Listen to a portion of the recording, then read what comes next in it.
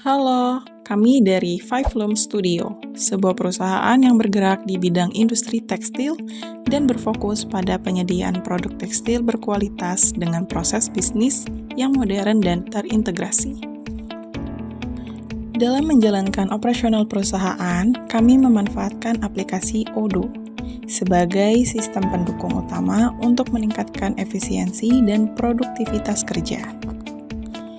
Pada implementasinya, kami menggunakan modul Human Research atau HR yang mencakup berbagai fitur seperti rekrutmen karyawan, manajemen data karyawan, absensi, hingga payroll atau penggajian.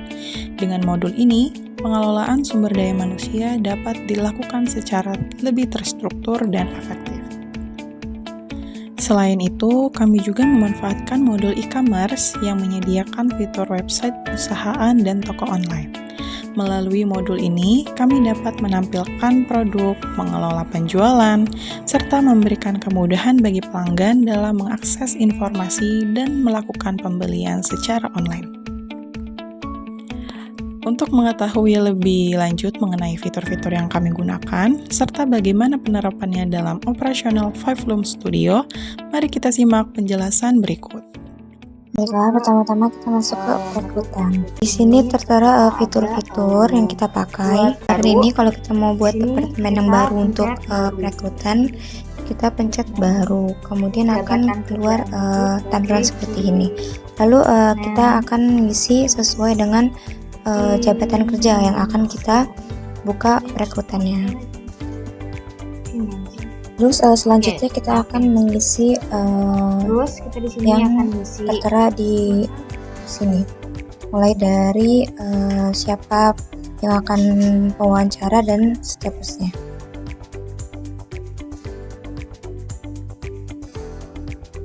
Mana yang mau dicari karyawannya gitu loh. Di sini nama yang manajernya, perekrutnya, ini pewawancaranya. Targetnya tuh kita pengen ada kayak misalkan 5 karyawan. Kemudian di sini departemen penerimanya tuh financial department. Nah, di sini ada beberapa keterampilan yang diharapkan bagi pelamar yang akan melamar pekerjaan, dan juga di sini gelar yang diharapkan dari perusahaan sendiri adalah lulusan sarjana. Dan di sini untuk range gaji. Oke, itu disimpan. Balik ke jabatan kerja. Kita masuk ke finance. Nah, di sini kan masih kosong ya teman-teman. Belum ada yang ngelamar, belum ada pelamarnya. Kalau mau kita buat di sini kita klik baru. Nah, di sini kita bisa langsung isi biodata siapa yang ingin melamar. Di sini pelamar itu ngisi emailnya, nomor teleponnya, terus juga jabatan kerjanya itu kan dia mau ngambil finance, jadi di sini udah kayak otomatis itu finance. Nah, siapa pewawancaranya itu yang nanti mau wawancaranya. Terus pemilihan labelnya itu kan dia sebagai finance ya. Selanjutnya kita klik perinciannya. Nah, di sini sebagai pelamar itu dia tuh gelarnya apa? Misalkan gelarnya sarjana, isi gelar sarjana. Persediaannya itu kapan dia bisa diwawancarai ke depannya. Di sini kita akan tulis contohnya misalkan di 25 Mei. Nah, di sini ada paket penggajiannya. Nah, gaji yang diharapkan itu misalkan kita buat 3.500.000. Kemudian kampanye dia dapat dari mana? Kampanye kerja. Nah, media yang dia dapat ini dari mana? Lowongan kerjanya itu website ya. Nah, di sini kita pilih dari Google. Nah, selanjutnya di kemampuan. Jadi di sini tuh pelamar bisa menyesuaikan bakat mereka, skill mereka gitu loh, yang diharapkan dari perusahaan. Ini bahasa Inggris D1, simpan dan tutup. Contohnya seperti ini, nanti dia sebagian sini tuh akan naik sendiri sesuai dengan skill yang ditambahkan. Oke, jadi semua skill dia tuh udah diisi. Di sini adalah job matching yang kesesuaiannya dengan yang diharapkan dari perusahaan tempat dia melamar. Oke, selanjutnya kita simpan. Kita masuk ke lamaran. Nah, di sini ada satu pelamar. Kita akan buat 2 pelamar. Di sini saya sudah membuat satu pelamar lagi. Jadi ada 2 pelamar yang ingin melamar di job yang sama. Setelahnya kita akan kita kalau sudah siap untuk masuk ke kualifikasi, bagian sini kita ituin lah pokoknya. Kemudian keduanya kita drop di kualifikasi. Oke. Nah, di sini di kualifikasi misalkan keduanya di kualifikasi itu mereka lolos. Kita juga di sini ganti dengan siap dua-duanya. Nah, setelahnya akan masuk ke kita akan drop lagi ke wawancara pertama. Ini kita akan buat jadwal wawancara pertama dari masing-masing pelamar. Di sini ya, jadwal wawancara. Misalkan kita buat mereka di wawancara pertamanya itu di tanggal 27 di jam 9 deh. Tanggal 27 di jam 9.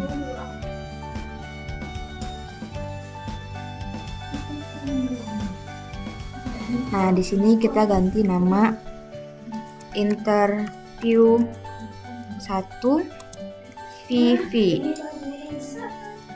Di sini kita juga bisa milih kayak misalkan kalau mau interviewnya itu secara langsung, kita buat office finance departemen. Atau kalau misalkan nggak bisa, ada terkendala nih, kita bisa melalui Zoom. Nah, kita simpan.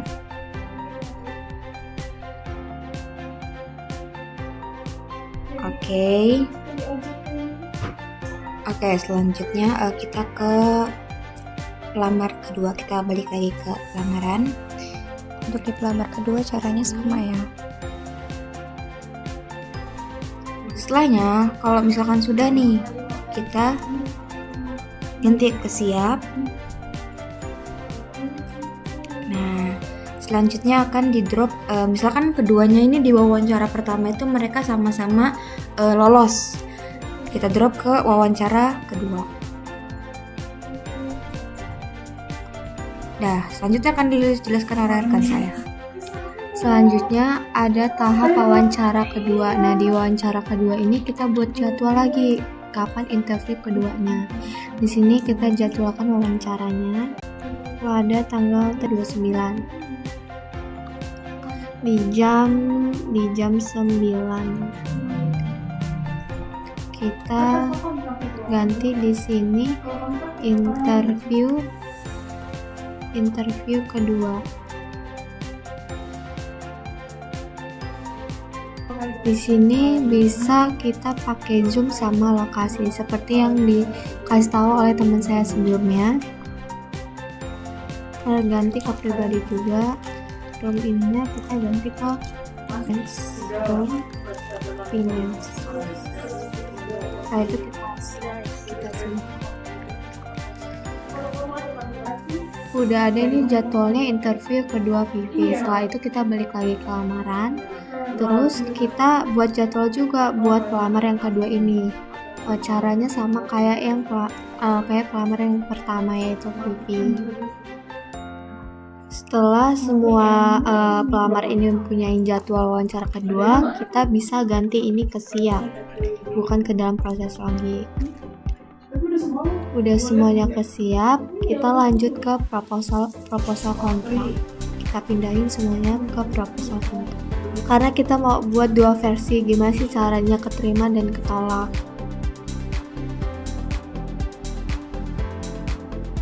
Selanjutnya Rika. Nah, Rika ini kita buat jadwal penandatanganan proposal kontrak. Caranya itu sama kayak yang pada tahap interview yang ke-1 dan kedua. Di sini kita buat tanda tangan kontraknya itu tanggal 1 Juni 2026 di jam 9. Kita ganti ke sini, kita ganti kontrak. Caranya sama kayak yang saya jelasin sebelumnya. Setelah kita buat kontraknya, kita ubah ini ke siap. Ada tunjangan kan? Nah, sudah siap, kita lanjut ke kontrak di tanda tangan. Nah, ini udah diterima kan otomatis. Kita pencet. Ini udah di tahap diterima kan.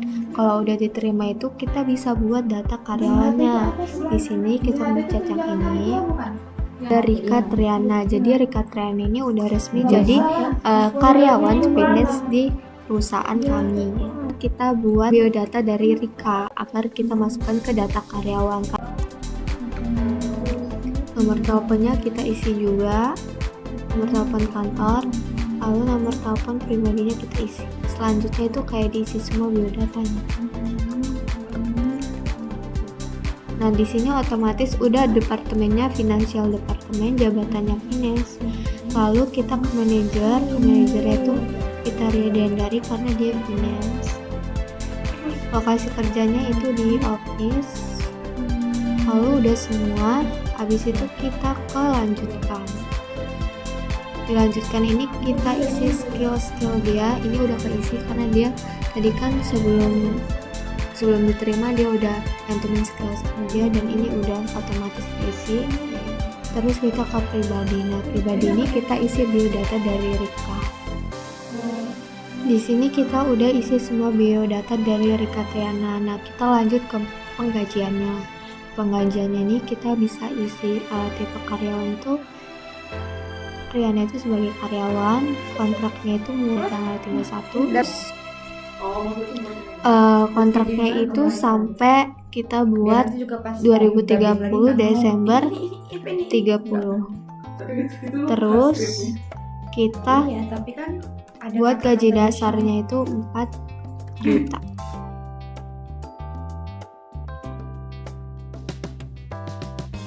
Ini kita isi ke finance. Setelah itu kita save. CV Anggreni kan ini mau kita tolak kan. Nah, ini kita bisa ke menu ini, lanjut kita pilih tolak. Setelah semua biodata sudah terisi, kita save. Langsung kita ke bagian karyawan. Di sini udah terlihat bahwa Rika itu sudah menjadi karyawan dari perusahaan kami.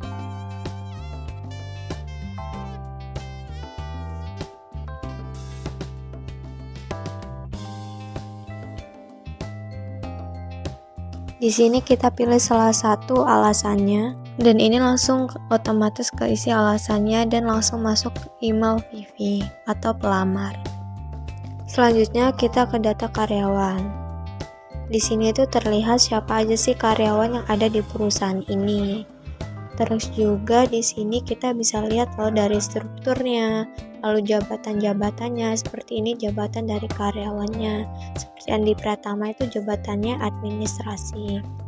Lalu di sini ada strukturnya. Seperti Bunga itu CEO dan memiliki 6 anggota dari departemen masing-masing. Selanjutnya yaitu penggajian. Di sini tuh bisa kelihatan gaji dasar daripada karyawannya, dari gaji tahunan, bulanan, dan mingguan. Lalu di sini tuh ada gaji bersihnya, itu belum dipotong dari tunjangan seperti BPJS dan tunjangan lainnya. Selanjutnya akan dijelaskan oleh rekan saya. Baik, setelah tadi kita udah ngerekrut dan udah jadi karyawan, sekarang kita bakalan buat absensi. Nah, jadi otomatis karyawan yang tadi udah diterima dari rekrutmen udah masuk datanya ke daftar absensi. Nah, Untuk itu kita bisa di sini kita setting absen masuknya dari pukul berapa sampai absen keluarnya pukul berapa, kita bisa setting per karyawannya. Nah, kita keluar di jam 4 dan masuk di jam 8 karena jam kerjanya 8 jam. Nah, di situ langsung kelihatan di warna abu-abu itu jam masuk sama jam keluarnya. Terus di setiap namanya juga udah tertera keterangan berapa jam dia kerja. Nah, di sini juga kelihatan setiap nama karyawannya berdasarkan urutan dari tanggal 1, 2, 20, 22, jam masuk, jam keluar, jumlah jam kerja, itu udah kelihatan di paling ujung kanan. Semua karyawannya udah kelihatan semua per tanggal dan juga jumlah jam kerja dia. Nah, di sini juga kita bisa lihat laporan absensi. Di laporan absensi ini kita bisa ngeliat jumlah keseluruhan jam kerja karyawannya. Ada 1615 jam 14 menit, itu jumlah keseluruhan dari semua jam kerja karyawannya. Ada juga seluruh jumlah jam kerja per karyawannya di laporan absensinya, bisa dilihat di situ semua teman-teman. Nah, selain itu di situ juga ada buku cuti. Jadi karyawan-karyawan yang cuti kita bisa masukin di sini. Ada cuti yang disetujui sama cuti yang diajukan.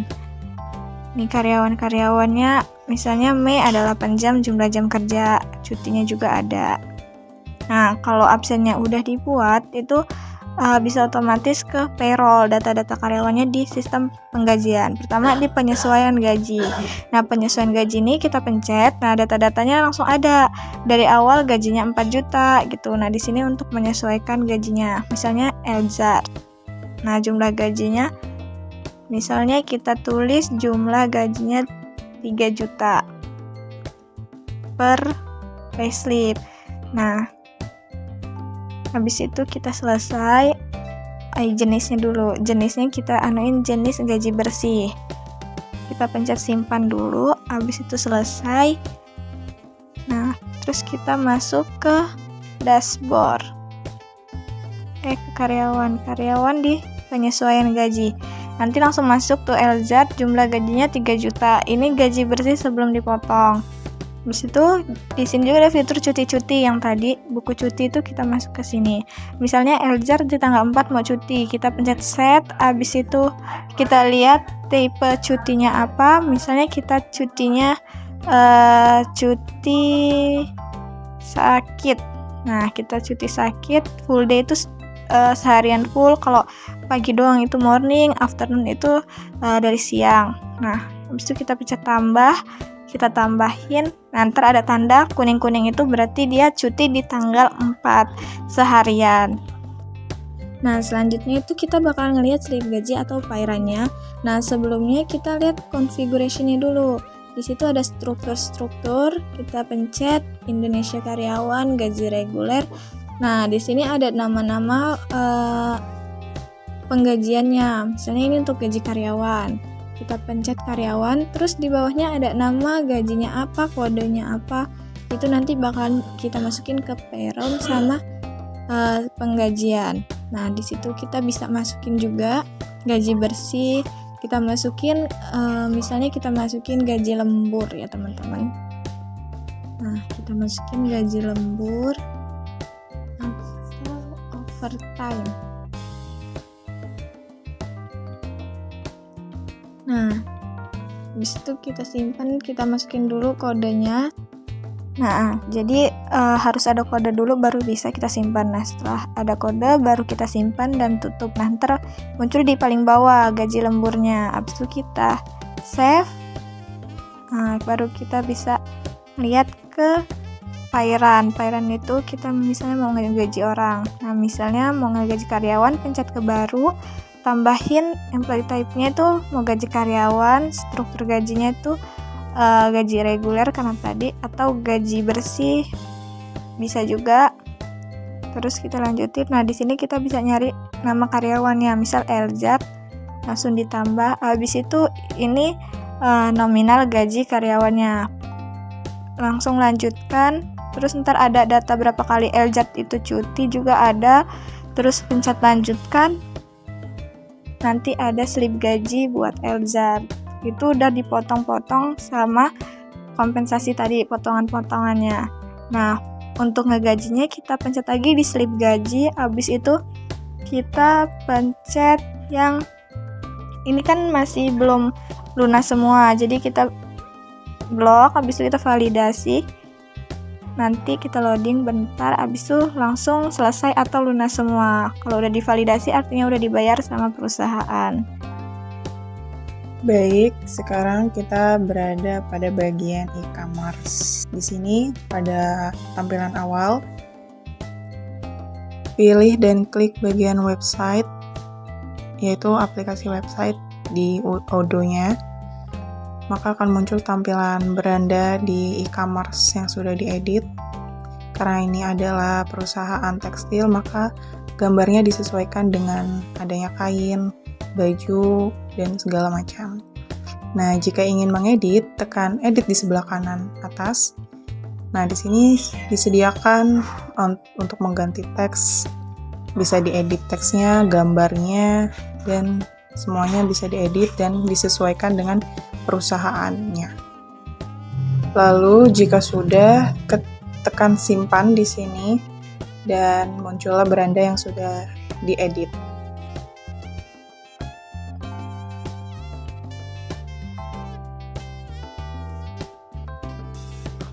Begini tampilannya, dan di sini tidak hanya cuman beranda saja, ada beberapa lainnya, yaitu di keranjang, ada keranjang saya, ada toko. Nah, di toko ini menampilkan produknya. Oke, di sini kita bisa klik di bagian katalognya ini. Nah, di sini udah bisa kita tambahin nih jenis-jenis warna atau jenis-jenis apa aja yang ada tersedia di jenis produk kita yang mau kita jual. Terus juga di sini kita bisa nambahin beberapa gambar sesuai jenis produk yang mau kita jual. Nah, untuk menambahkan katalog ini kita bisa klik ke bagian kiri atas di bagian tulisan e-commerce, yaitu di bagian produk. Nah, di sini seluruh pengelolaan produk dan penjualan itu dilakukan secara terpusat di fitur bagian ini. Nah, di sini kita ambil contoh yaitu katalog produk katun. Nah, di sini kita bisa masukin nama produknya itu di bagian atas. Lalu di sini kita bisa nambahin foto produk yang mau kita jual. Lalu di sini kita bisa ngisi beberapa detail terkait informasi umum agar produk yang ingin ditampilkan itu bisa dilihat lebih lengkap oleh pembeli. Lalu kemudian pada atribut dan varian kita bisa nambahin beberapa variasi produk seperti pilihan warna, ukuran atau jenis kain di bagian tambahkan baris. Nah, jadi dengan fitur ini, satu produk itu bisa memiliki banyak pilihan tanpa perlu ngebuat produk baru secara terpisah. Nah, lalu pada bagian penjualan, di sini kita bisa melihat upsell dan cross-sell-nya, dan di sini juga kita bisa menuliskan short description atau deskripsi singkat mengenai produk yang mau kita jual. Lalu di sini juga ada stok pembelian. Ini kayak limit estimasi pengirimannya itu mau dikirim beberapa hari gitu. Lalu di bagian e-commerce-nya di sini kita bisa setelah data produknya itu udah diinput semua, kita bisa langsung ngepublikasiin produknya itu ke website dengan mengaktifkan opsi published di sini. Lalu secara otomatis produk akan muncul pada halaman website dan dapat dilihat oleh pengunjungnya. Selanjutnya kita balik lagi ke bagian toko. Ketampilan websitenya itu untuk melihat bagaimana produk ditampilkan kepada pembeli.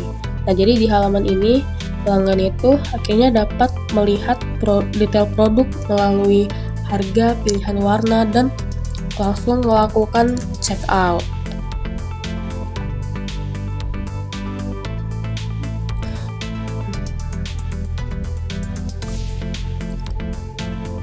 Nah, kita di sini bisa masukin ke add to chart, lalu kita masuk ke tambahkan ke keranjang. Di sini kita bisa ngelihat nih data pesanan pelanggan. terus metode pengirimannya itu, lalu kita bisa nyantumin alamat pengiriman, lalu di sini kita tulis aja pelanggannya, nanti nama, email, lalu teleponnya tuh kayak gimana.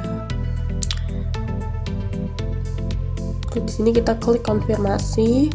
Nah, di sini ada di bagian payment. Jadi di sini kita bisa setting. Jadi paymentnya itu mau lewat apa, entah itu COD, transfer bank, dan lainnya.